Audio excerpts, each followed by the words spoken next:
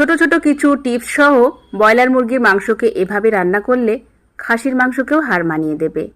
চাইলে এতটাই সুস্বাদু করে চিকেনটাকে রান্না করা যায়। আর এই চিকেনটা রান্না করার জন্য আমি এখানে 1 কেজির মতো ব্রয়লার মুরগির মাংস নিয়েছি, হাফ কাপ পরিমাণ টক দই নিয়েছি, লবণ, হলুদ এবং শুকনো লঙ্কার গুঁড়ো, আর অবশ্যই 2 টেবিল চামচ পরিমাণ সরিষার তেল দিয়ে 1 ঘন্টার মতো ম্যারিনেট করে রেখেছি। গোটা গোটা আলু কেটে নিয়েছি, আলুটাকে ভেজে নিলাম। এবার কড়াইয়ে দিলাম সরিষার তেল, গোটা গরম মশলা আর প্রায় 2 কাপ পরিমাণ কুচানো পেঁয়াজ।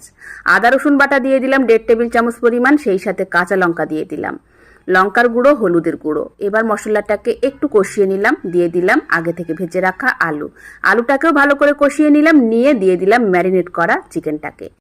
এবার কোনো রকম জল না দিয়ে ঢাকা চাপা দিয়ে লো টু মিডিয়ামে রেখে জাল করতে হবে প্রায় 20 মিনিটের মতো। নামানোর আগে উপর থেকে ধনিয়া পাতা কুচি। কেমন হয়েছে চিকেনটা অবশ্যই কিন্তু কমেন্টস করে জানাবেন।